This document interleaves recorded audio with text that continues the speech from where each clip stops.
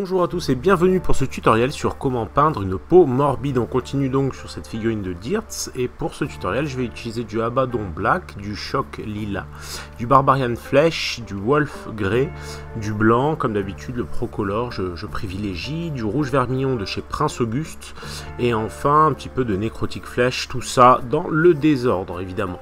Donc n'hésitez pas comme d'habitude si vous avez la moindre question en commentaire et le petit like des familles qui fait plaisir.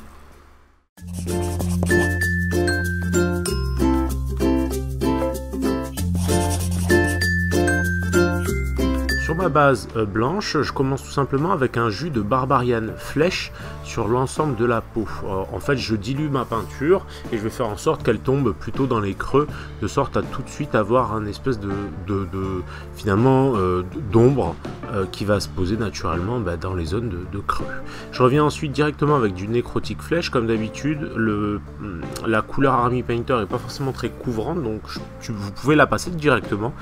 En sortie de peau, ça marche très bien. Ensuite, je continue mes éclaircies en mélangeant du Necrotic Flesh et du blanc et en limitant toujours, c'est très important, ma zone de travail. La peau, c'est quelque chose qui peut être délicat à traiter, surtout si on appréhende et si on cherche à avoir des contrastes très marqués. Mais comme vous le voyez, petit à petit, je limite ma zone de travail et je vais peu à peu tapoter des zones de plus en plus réduites pour vraiment rehausser seulement les muscles un petit peu en hauteur. Donc ensuite je continue avec du Wolf Grey, toujours de chez Army Painter. Donc ça va permettre de commencer à teinter aussi la peau pour qu'elle ait finalement des ombres qui vont laisser transparaître du bleu. Et ensuite je reviendrai plus tard avec un peu de violet. Mais c'est ce qui va avoir tendance à donner une peau un peu malade, tout simplement. Donc je vais revenir ensuite toujours avec du blanc. Ce côté livide vient aussi du fait qu'il ait une peau assez pâle. Donc je reviens avec du blanc légèrement dilué que je vais venir tapoter un petit peu sur quelques points de lumière, les points les plus intenses.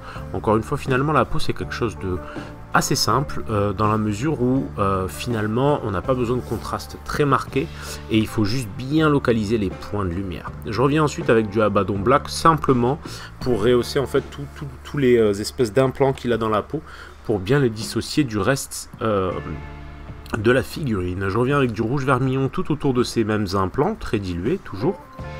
Et je vais faire des espèces de petites coulures, tout simplement pour montrer que forcément ces implants c'est pas très naturel et pour les détacher un petit peu de la peau, je vais faire quelques coulures comme si finalement c'était des coulures de sang.